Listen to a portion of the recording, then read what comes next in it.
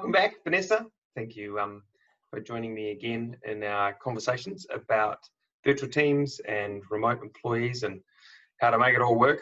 We've covered off the employee life cycle all the way from attraction to onboarding, to looking at capability development, and to close it off, today we're going to discuss how to create the right mindsets and high performance in remote teams, and to how to be able to cope with the management of that with the tooling and installing the right principles and values. So let's kick it off, shall we? Sure. Thank you for joining me again. Welcome. So, around things like engagement, mindsets, and performance in remote teams, how do we monitor that engagement? How do we crack into that? I think there's a couple of different elements that need to be considered when you talk about measuring engagement. And so I personally define engagement as somebody's emotional connection to the work that they're doing and to the organization that they are working for. And there's almost like the formal measuring of engagement, and then there is the, I guess, day-to-day measuring of engagement. If I speak first to like the day-to-day side, that's just your day-to-day intentional communication, I think. Right. So what that means is, regular conversations between manager and employee, or even, manager's manager or CEO and employee, depending on how big the organization is, just to really, I think, make that person who's on the receiving end of that communication feel seen. How can you make them feel seen every day or every week, whatever it is, by somebody in a kind of like in a position of power, right? So, and I think that comes, as I mentioned, through that intentional day-to-day casual conversation, but then it also comes from that regular slot that that manager and that employee have carved out in their week or in their fortnight as their one-on-one time. And any good one-on-one starts with a good conversation about how that person is feeling about work, and there are some great tools that can facilitate those one-on-ones and that constant measuring of engagement, and we can talk about that in a little bit.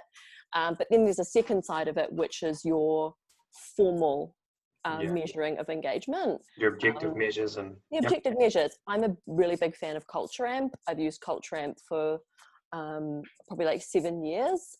And there's a few reasons why I really love Culture Amp. And one of those reasons is that they give you really great benchmark data. So you can compare apples with apples. Say you are a SaaS company, you have 100 people, and you're based in New Zealand.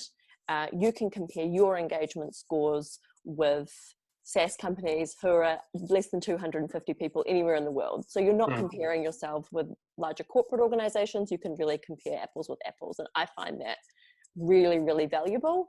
They've done this for a long time, and they have a really fantastic default set of questions that Culture Amp uses. So, if you've never done an engagement survey before, or maybe you are, really practice at doing engagement surveys, that for me is a fantastic tool. It enables a quick turnaround of sharing results. And so for me, with remote teams specifically, I find that turnaround time between taking the survey and rolling out the results to be really, really crucial. That you've got to make sure that the time frame is tight. Right. Nobody wants to be doing an engagement survey in March and then hearing the results in July. Yeah. People are going to be like, I don't even know what I said. Like, they don't feel like that anymore. Maybe they've had a pay increase since then. Things will have changed. And so having that turnaround time be really fast, and then the rolling out of the results being really intentional. So like my preferred way is, I love the kind of the standard questions from Culture Amp. I think they do a fantastic job. I love to then share the results with the whole team, ideally being, presented by the CEO or somebody in a leadership role versus the people and culture person. And then drop it down to a team level, have the leader of that team talk through that team's results, with probably the support of a people and culture person. And then instead of having a big group conversation around why the results are the way that they are, I love to take that conversation and then enable the manager to have conversations in their next one-on-ones. So, hey, you know, we went through our engagement survey results for this team. We've identified one thing that we really want to do better on, and then one thing that we think we're really doing great at that we want to keep investing in. How does this look to, you know, how does that feel to you? Is there anything else you would add? But by that point, the person has had a little bit of time to digest it. They've seen the company results, they've seen their team's results, and then they've had a one-on-one chance to talk with their manager, because group calls where everyone's a floating head on a video screen just I find doesn't work quite as well for remote teams when talking about engagement specifically. And I imagine there's lots of people who are watching this who are thinking to themselves, you know, the way I build a relationship with someone in 2 dimensions is very different from the way I build relationships in 3 dimensions, and the level of kind of how well you feel you know someone, right? And that's a critical element of engagement, right?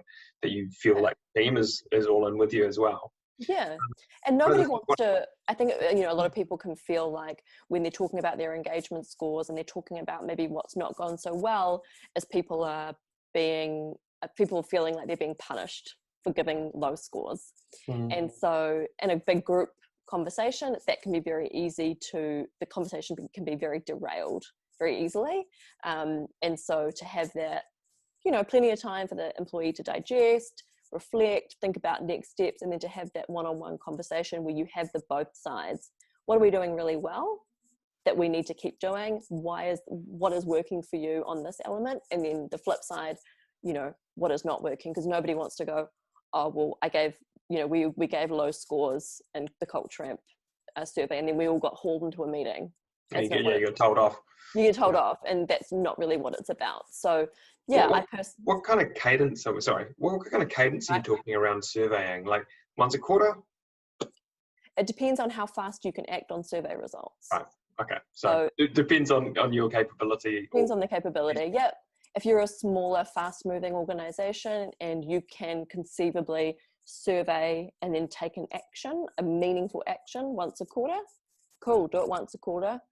If that's every 6 months, then that's every 6 months. If you've never done surveying and you don't really know where to start, set yourself an easy goal of just doing it once a year.